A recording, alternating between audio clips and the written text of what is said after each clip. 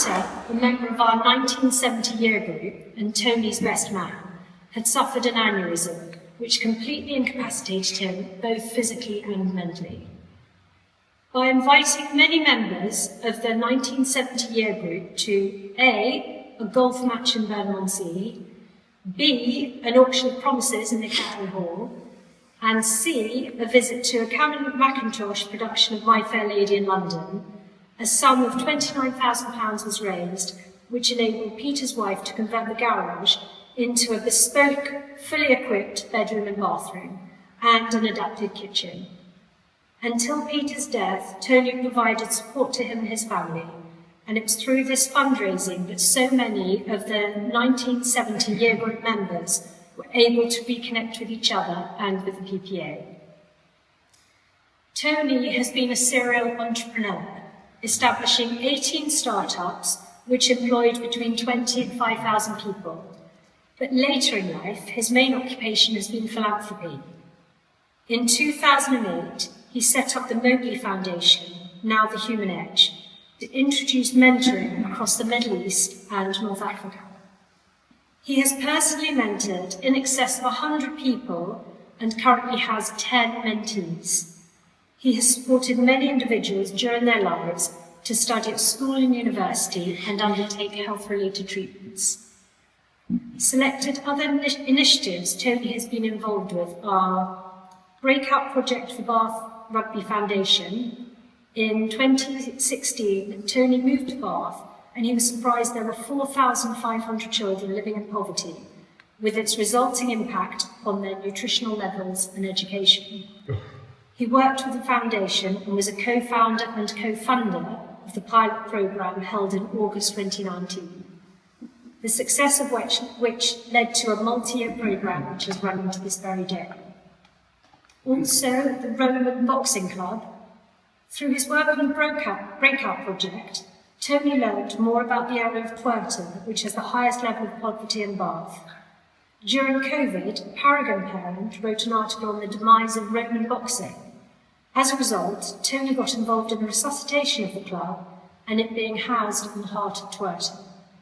Today, some 170 to 190 people attend the club weekly, which now runs 7 days a week. And there have been some amazing success stories, both in terms of boxing, but also personal development. Also, the London Interdisciplinary School. Tony has a passion for education. He attended a workshop run by Sir Anthony Selden and Tom Fletcher, who is a visiting professor at New York University and advisor to the Global Business Coalition for Education, on the future of university education. As a result, Tony met Ed Fido, then founder of School 21. This connection resulted in Tony being involved in the establishment of this new university, as well as being a founding investor. Also, the REN project. Tony has had first-hand experience with the autoimmune disease multiple sclerosis through his wife Anne. She has suffered with this condition for 42 years. Tony has always ensured that Anne and their family have successfully led a meaningful and enjoyable life despite her condition. More recently, he has mentored and funded the creation of the REN project, which provides mentoring to people afflicted by autoimmune disease. Significantly, he led the expansion of the mentoring to include partners and family members of autoimmune patients. Finally, in respect to Pride Park, Tony has provided service in a number of capacities. Governor and founding chair of Pride Park School Gibraltar, PPA committee member from 1990 to 2010, and then PPA president, funding and relaunch of the PPA, establishment of the development office, and of course the sports centre. Tony, if you'd like to come up and do that.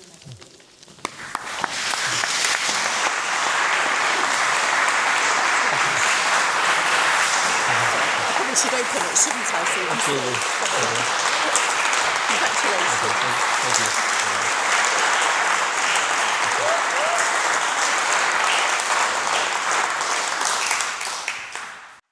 Before I start, I just want to make one comment about Clemmy. So the last conversation I had with her, before today. She was in Lebanon. As we all know what was taking place with Israel and Lebanon. And my final words to her was, for Christ's sake, get out of there. And she was struggling to get out for some time, but she finally got out. And I was delighted to hear that, because that's a really bad part of the world. So it's lovely to see you here today. For me, it's a true honor to receive the Power Park Alumni Medal today. And I'd like to thank Dominic, wherever he is, for nominating me for this recognition.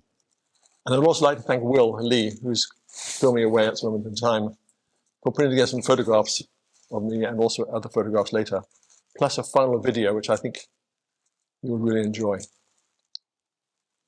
And receiving this award from the school, which has played such a central role in my life, means even more meaningful. It's not just been a school, it's been a constant companion through every stage of my journey, as have many of my year group been. But I'm really fortunate. I have lived a wonderful life. Really challenging, but deeply meaningful. And Joseph Campbell, some of you may know, wrote The Hero's Journey. Mine has been filled with so many adventures, so many failures, and lots of learnings. And you heard earlier of the number of businesses I was able to form, but I also helped many others build theirs. Mostly were based in the Middle East, some in the UK, some in Australia, some in Canada. But each one brought its own trials, tribulations, learnings, rewards, and entries into what I call the fire of failure, where you learn the most. Later, my focus shifted to giving back, and I became involved in founding and supporting more than 20 charities and social enterprises. You heard some of them today. Mowgli is now the Human Edge. The boxing club in Twerton has now 1 national champion and 3 regional champions. And we have about 20% of the boxers are women. It's phenomenal to see what's happening. And then you heard about the autoimmune disease with Ren project, which my wife has been part of, having suffered MS for over 40 years. You also heard about the London Disciplinary School, which is now into its 5th year and just launching its new MBA program. And more recently, I want to raise one other charity which has not been listed at the time this citation was made, which is the Lost Boys Project, which is very close to my heart, with the Centre for Social Justice, which addresses the reality that 1 in 7 young men between the age of 16 and 24 are not in work, education, or employment, and the risk of them becoming a lost generation. My own health journey has not been without a challenge. I lost my voice almost for a year as a child, and at 16 was diagnosed with rheumatic fever, which affects many with heart disease. But these experiences shaped my appreciation for resilience, gratitude, and the importance of using whatever strength you have to succeed, but also help others. And as they always say, behind every great man is a surprise woman. My wife Anne, of 48 years, deserves enormous credit, and is here today with me. She's always told me, you only have one life to live, live it. True to her word, she has supported me through every step of mine. And I hope I have supported her through hers. Despite her illness, we have built a full and happy life. There have been challenges, of course, but we have faced them together as a family with both humor and strength. And I'm blessed to have a special relationship with our daughter, Kat, who's here today. I'm deeply proud of the woman she's become and the work she does helping others live more fulfilling lives. It was an absolute joy to see her marry Jirash sitting next to her today, here in the chapel in 2022, which is a full circle moment for Kat because she actually was christened here as well. And it's equally rewarding to watch Jirash thrive as a rugby coach at the school and elsewhere. And it fills us with pride to see how well he is doing and how highly he is regarded. And we're fortunate as well as a family. We've made and shared so many memories traveling around the world. If I just tell you, from 1985 to 2005, I averaged 200 flights per year, both pleasure and also in business. So we saw all sorts of cultures, walks of life, and learned so much from each encounter. My relationship with Prior Park has been one of the most constant threads through my life. I attended both Cricklade and the college here in Bath. And while I enjoyed sports, I was not a natural academic. I famously failed all my mock O levels, many with distinction, as my teachers used to joke. And it was thought that I would leave the school at that point and would definitely not go on to do A levels. But life threw me a curveball. I was hospitalized with rheumatic fever, as I mentioned earlier, before the summer term and the exams. And from my hospital bed, I studied and sat my O levels, supported by the teachers of Prior Park, especially Pete McCarthy, who would be known to a few of us, who showed great kindness, but most importantly, inspired me to keep going throughout that period. Somehow, I passed 5 subjects and was accepted back to Prior for 6th form on the basis, so my father told me later on, that I would get no A levels. That time taught me more about persistence, resilience, and the power of having people who believe in you than any classroom lesson can provide. I went on to study a science bachelor's degree, followed by an MBA at Manchester Business School. But it was the values instilled at Prior that truly guided me. The values of discipline, curiosity, service, and courage. And when I was writing that, Ben, I'm not quite sure what your current ones are today, but I think I hit many of those, whoever Ben is. 2. And in 1981, I attended the hockey alumni event here, when it was announced that the Christian Brothers were withdrawing and the school would be closing.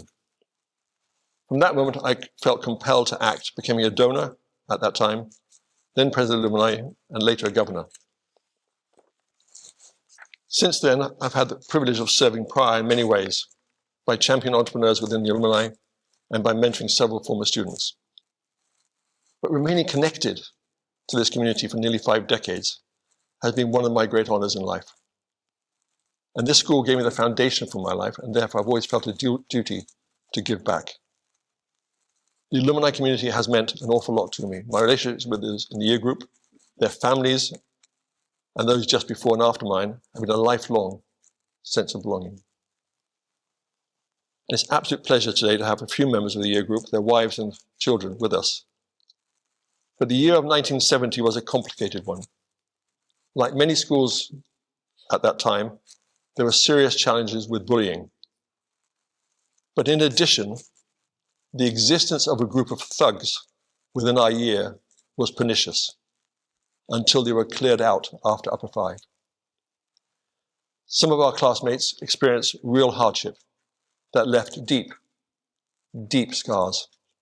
And years later, I realized that healing those old wounds mattered more than reminiscing about old glories.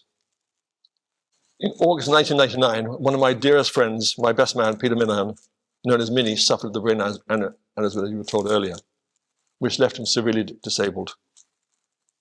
His wife, Leslie, and daughter today are with us, Kelly and Leslie. You're most welcome. Leslie, you showed extraordinary devotion by caring for him at home, rather than putting him into a care home, which was an option at that time. But the house needed to be adapted. And when I learned of this, I saw an opportunity not just to raise funds, but to bring our year group together again after years apart. So you heard, we got together, we had a golf day, a dinner upstairs in the Academy Hall to raise funds. But it was my daughter who gave me the brilliant idea of contacting Sir Cameron Mackintosh and saying, how about some tickets? Which we got, 400 of them. He generously did, and the event raised alone £20,000 in 2001, bringing our total to £29,000. Coupled with this, the builders, moved by the story, completed the renovation at cost, leaving an enhanced surplus that supported the family for several years. And when Minnie later passed away in 2010, the remaining funds were used to install a new kitchen for Leslie, which I hope brought her lots of joy. However, it was never just about the money. It was about supporting Minnie and his family and restoring connection, friendship, compassion within our part of the prior community. I'm deeply proud that what began as a fundraising effort became a bridge between people who had lost touch or faith in one another. It showed that time and shared purpose can heal old divisions. That is what the school stands for. Not perfection, but growth. Not competition, but connection. I've also continued to stay in touch with many from my year group, but also those above me, and watching them grow, face their own challenges, and succeed in their own ways has brought me immense pride. Over these years, I've seen how Prior itself has evolved, while staying true to its values of excellence, integrity, service, and most importantly, care for one another. To all the teachers and staff who shape this community, thank you for your dedication. You're not only preparing students for exams, but helping to build and shape futures and lives. I'm deeply grateful to my family and to the teachers who believed in me, to the friends who stood by me and to the school who shaped my life, but also to the alumni relations teams over the years. Dee Miller and Carol Laverick cannot be here today, but Debbie O'Brien, I'm delighted to hear Debbie today. And thank you to Emma Lou. I accept this medal not as a personal achievement, but as a reflection of what this community stands for: service, perseverance, and the belief that each one of us can make a big difference. To everyone who shared this journey with me, thank you. And before I close, I'd like us to see a video now, which I think will capture the laughter, friendship, and spirit of our year group, who after all these years still know how to have a good time.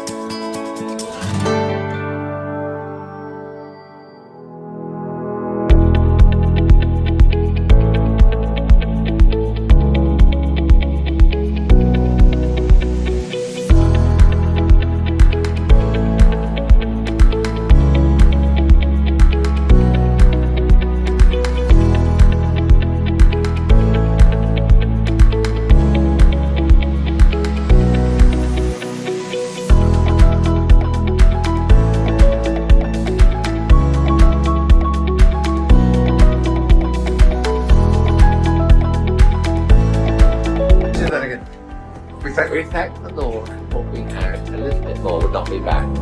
Quiet park.